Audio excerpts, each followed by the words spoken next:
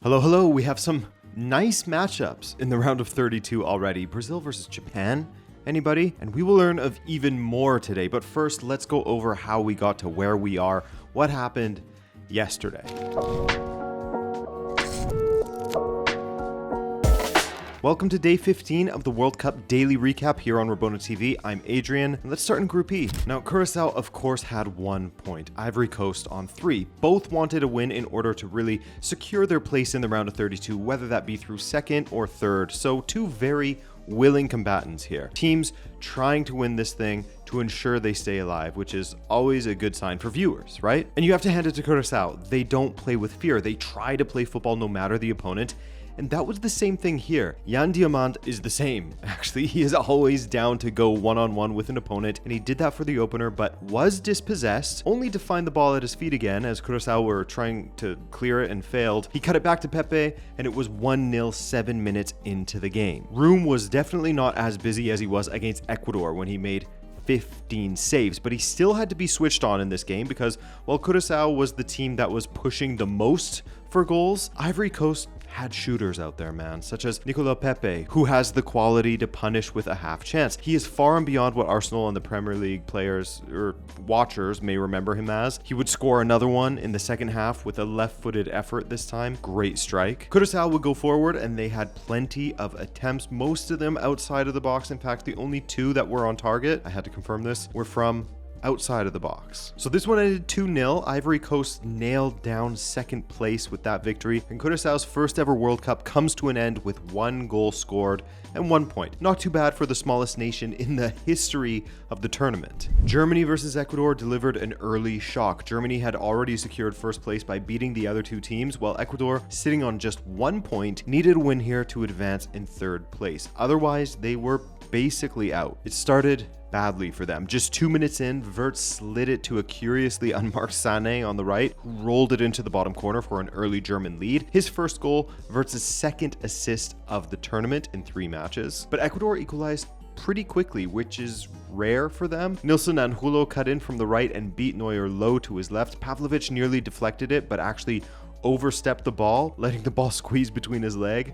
Fun stat, that goal meant 4 Sunderland players had now scored at this World Cup, second only to PSG's 6 different players. The rest of the half went as expected. Germany dominated possession, but struggled to create real chances, looking shaky enough to make you wish Undav was on the pitch. Credit to Ecuador's defending though, of course. In the second half, Germany thought they'd won a penalty, but VAR reviewed the build-up and ruled Sané had fouled Vite with his toes across the shins. Contact sure, but barely enough to make anyone fall. The ref reversed the call, no pen. Germany still looked listless on the ball though. It's hard not to think back to Euro 2024 when Wirtz and Musiala carved teams open and Kroos anchored the midfield. Without that fluidity, this German team's struggles in the build-up play make sense if you watch their shaky qualifying campaign. They blew out Curaçao, but were a moment of composure from Adingra away from losing to Ivory Coast. A little later in the half, Ecuador took the lead. A corner flicked on at the near post, poked past Neuer by Plata. 2-1 Ecuador.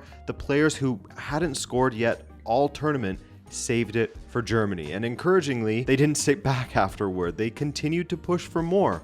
They held on after being written off as flops following their dark horse hype and going scoreless through their first 2 matches. Ecuador beat Germany. Vite was excellent. Caicedo was excellent. The back line was excellent. Ecuador were pretty excellent across the board against Germany. And you know, 2 things can be true, right? Germany can lack ideas in the attack and Neuer can look mortal at times, while Ecuador can simply be great as well. We don't know their next opponent until Group I finishes, but the standings now read Germany first, Ivory Coast second, Ecuador third, Curacao fourth. Germany will face a 3rd place finisher, while Ivory Coast takes on the 2nd place team from Group I, which will be either Norway or France. Over in Group F, this is the match that felt like a foregone conclusion, given how Tunisia's first 2 matches went in the tournament, right? After getting drubbed 5-1 by Sweden, they sacked their coach, then lost 4-0 to Japan as well. The Netherlands, meanwhile, showing some signs of weakness against Japan in their opener, but absolutely smashed Sweden and showed that they can hurt teams with Somerville, Brobbey, etc. Brobbey was the big revelation through the middle, actually. Gakpo is still that guy in major tournaments for them. And after 7 minutes, the Dutch were 2-0 up. The first was an unfortunate own goal for Skiri, the captain of Tunisia. hot cross in, went off of his foot and into the back of the net. Then about 5 minutes later, in the 7th minute, Tijani Rangers with a free kick to the back post. It was headed across goal by Van Dijk, and Robbie smashed the ball in. He hit that thing like it owed him money, crushed it. And by the way, he's more than just a finisher. He was creating plenty of chances for his teammates as well. Created the joint most in this match. To be fair to Tunisia, they bounced back for a moment, and they did have a couple of opportunities in that first half. They even had an opportunity before the Netherlands scored their first goal. So early, a header from a corner. They also had that, I believe, which was saved by Verbruggen.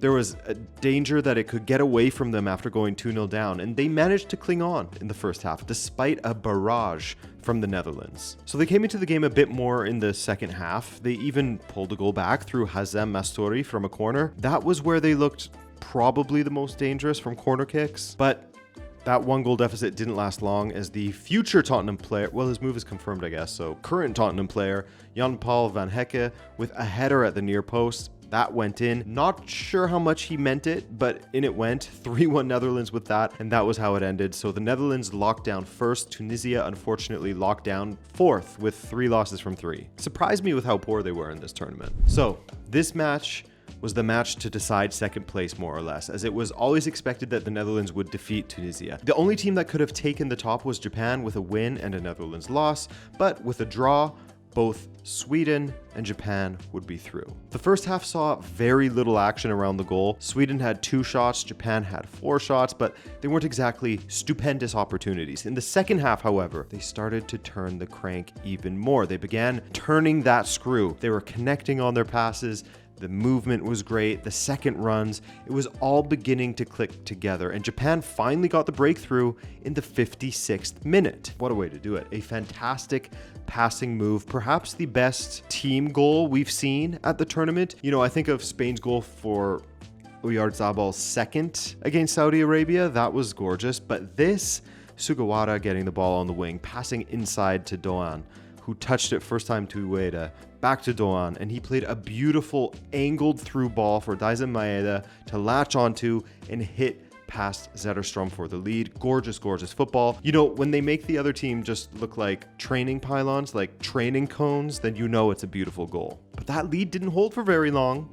Out of nowhere, or as the commentator on the night said, Anthony Elanga pulled a goal out of a hat as he cut inside from the wing and caught what looked like a driven cross into the box so purely that it whipped past everybody and just inside the far post. If you meant to do that, then it was an absolute screamer. Well, it's a screamer regardless of whether he meant to do it or not. Same outcome, right? Japan nearly scored from a ball played across that Ogawa just couldn't get his foot on, but then Japan would be caught on their heels a few times after that. It was a really, really even match. And at the end, Zion Suzuki had to be very sharp. A great save to push the ball around the post, and then from the ensuing corner, Isak's header was pushed up and off of the woodwork. Nearly a winner right at the death for Sweden, nearly snatched second from Japan. But Japan held on, meaning they finished in second behind the Netherlands, and Sweden have also made it through in third. Not all of the third place teams have sort of populated the round of 32 yet, but we do know